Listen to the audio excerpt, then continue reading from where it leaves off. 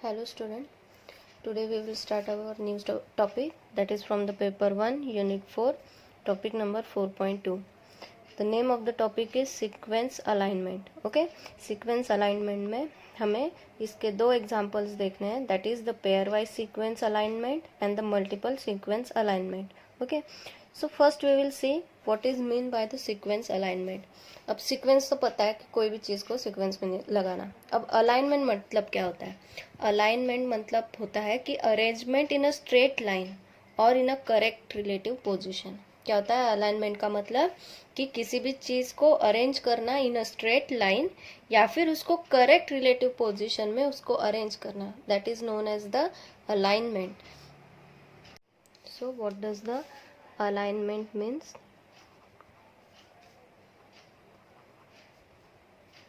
It is arrangement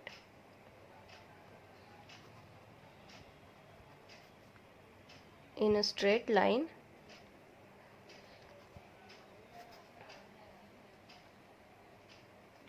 or in a correct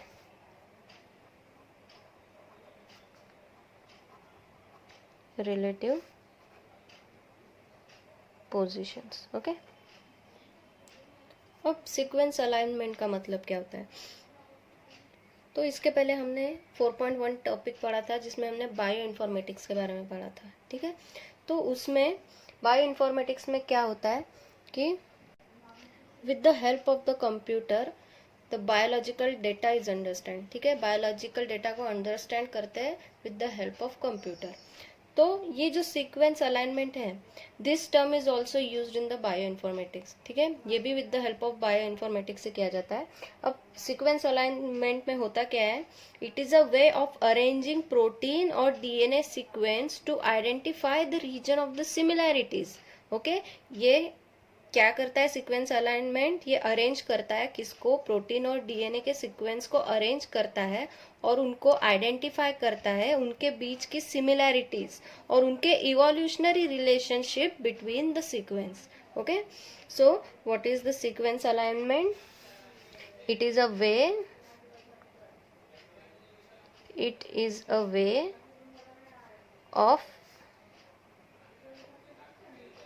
of arranging protein और DNA. Okay, protein और DNA sequence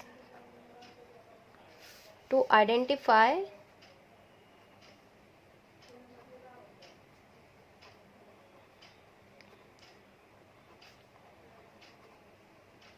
regions of similarities, उनके बीच की similarities, and that may be a consequence of the evolutionary relationship between the sequence. Okay, similarities, identify the region of the similarities, जो कि क्या हो सकती है? that may be the evolutionary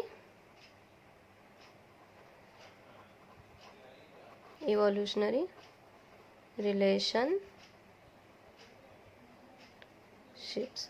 okay, means की सीक्वेंस अलाइनमेंट क्या करती है?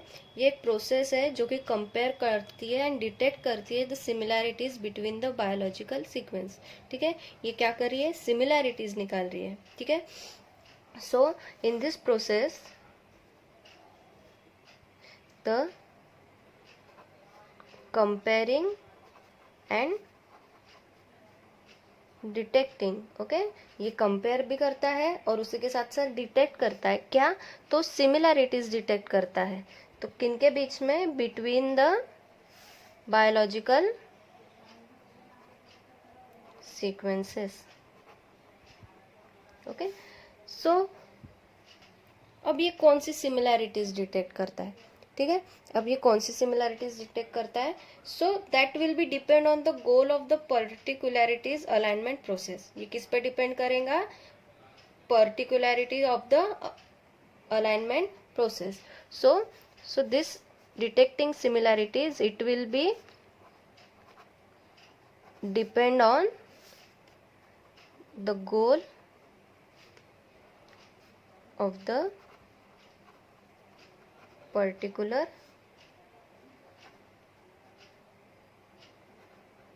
Alignment processes. सो ये जो सीक्वेंस अलाइनमेंट प्रोसेस होता है तो ये बहुत ज़्यादा यूजफुल होता है in the bio informatics application. ठीक है, मैंने पहले भी बोला था कि ये जो टर्म है ये बायो इन्फॉर्मेटिक्स में यूज किया जाता है। ठीक है, so this sequence alignment it is extremely useful in the number of biological bio informatic application. So it is also useful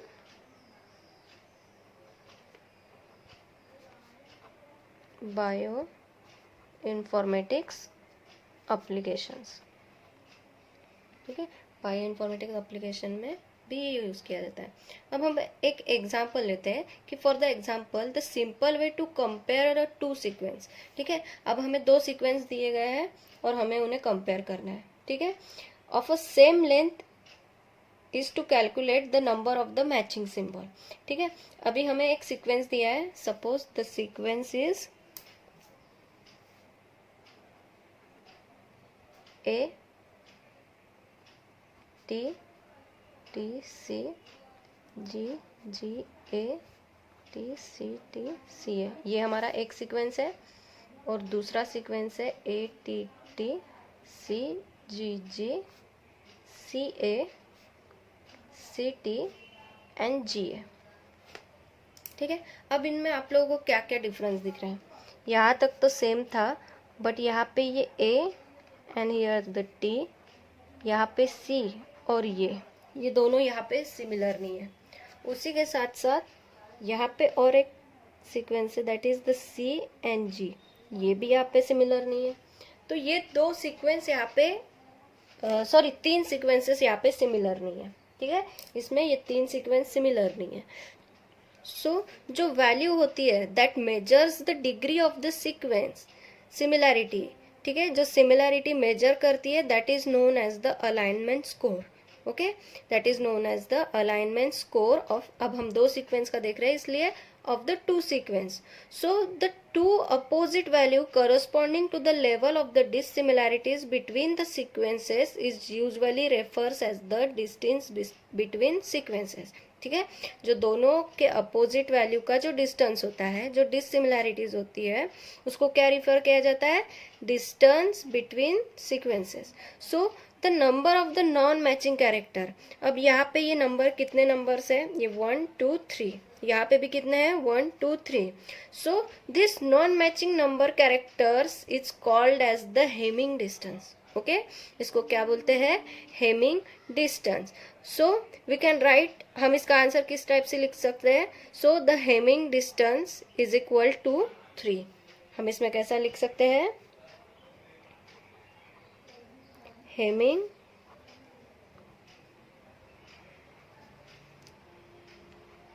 distance is equal to 3। ठीक है, यहाँ पे 3, ये जो 3 कैरेक्टर्स है ये मैच नहीं हो रहे हैं, that is why these are the Hamming distance equal to 3।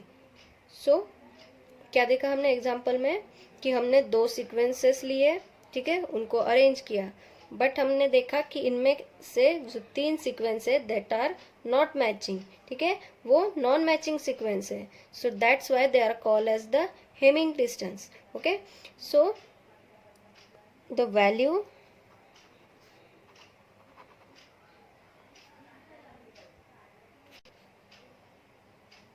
that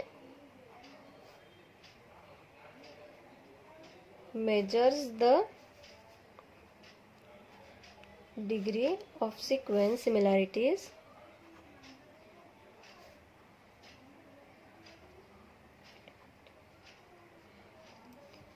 is called as, okay, degree of sequence। इसको क्या बोलते हैं? Degree of the sequence. और जो डिस्टेंस होता है, ठीक है, the value that measures the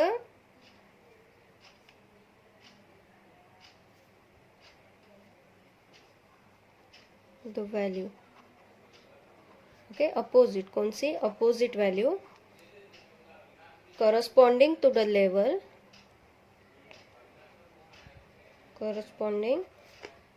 to the level of dissimilarities. इसमें similarities है and here the dissimilarities is called as distance between the sequence. Okay, now the value that measures the degree of the sequence. Okay, जो alignment की degree major करता है उसको क्या बोलते हैं, डिग्री ऑफ द सीक्वेंस. और जो करस्पॉन्डिंग लेवल ऑफ डिससिमिलैरिटीज है that is known as the distance between the sequence. Okay, और जो number of non matching character है, okay, number of non matching characters that is called as Hamming distance. क्या बोलते हैं, Hamming distance बोलते हैं. सो अब ये तो हो गया एक सिंपल सीक्वेंस के बारे में. ठीक है, दो सिंपल सीक्वेंस थे, वो सीक्वेंस के बारे में हो गया कि हमने उनका Hamming डिस्टेंस निकाल लिया कि 3 कैरेक्टर्स इनमें नॉन मैचिंग है. बट अगर हमें इसी सीक्वेंस में अगर हमें कुछ डिलीशन करना है या फिर कुछ इंसर्शन करना है, ठीक है, अब हमने हेमिंग डिस्टेंस के फॉर्मूले से हमने इसमें कितने कैरेक्टर्स अनमैचिंग है ये हमने काउंट कर लिया. बट अगर इसमें हमें इसी सीक्वेंस में अगर कुछ इंसर्शन या फिर डिलीशन हो रहा है तो उसमें हम कैसा करेंगे. ठीक है, so in this above example, okay, ये एग्जाम्पल में क्या देखे थे हमने, the characters position by position are describe. Okay, यहाँ पे कैसा है, कैरेक्टर उनकी पोजिशन डिस्क्राइब की गई है, but it does not take into account such as the typical biological event such as the deletion और insertion. Okay, so for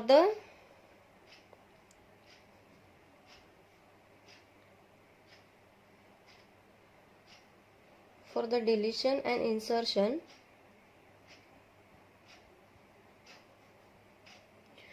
the classical notion of the sequence alignment include the calculating that so called as the edit distance which generate corresponding to the minimal number of the substitution, insertion, deletion needed to turn one sequence into another.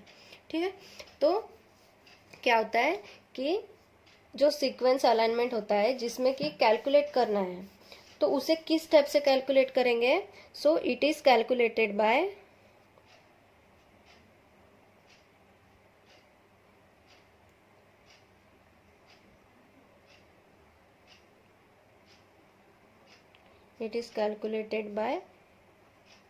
Edit distance. ठीक है, इसे कैसे calculated करेंगे, by the edit distance.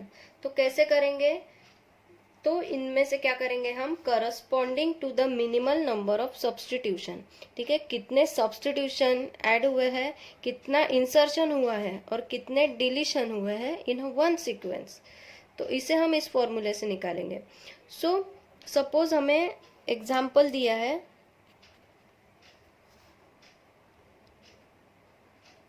ATTC GATCTCA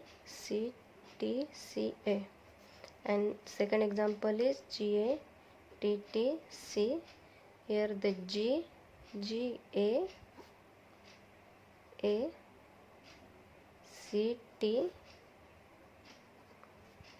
okay, अब यहाँ पे देखो, यहाँ पे एक लाइन और यहाँ पे G ऐड हुआ है. ठीक है, फिर इसमें T और यहाँ पे A ऐड हुआ है और यहाँ पे C और यहाँ पे ये लाइन ऐड हुआ है. सो यहाँ पे भी कितने, 3 नॉन मैचिंग कैरेक्टर्स है. ठीक है, यहाँ पे भी 3 नॉन मैचिंग कैरेक्टर्स है. तो पहले एग्जांपल में हमने हेमिंग डिस्टेंस इक्वल टू 3 लिखा था, तो इसमें हम कैसे लिखेंगे, इसमें हम लिखेंगे कितना एडिट हुआ है, इसमें एडिट डिस्टेंस इक्वल टू 3. वहाँ पे हेमिंग डिस्टेंस था और यहाँ पे एडिट डिस्टेंस है. तो ये सब हो गया सीक्वेंस अलाइनमेंट के बारे में. So in next video we will discuss about the pairwise sequence alignment. So thank you.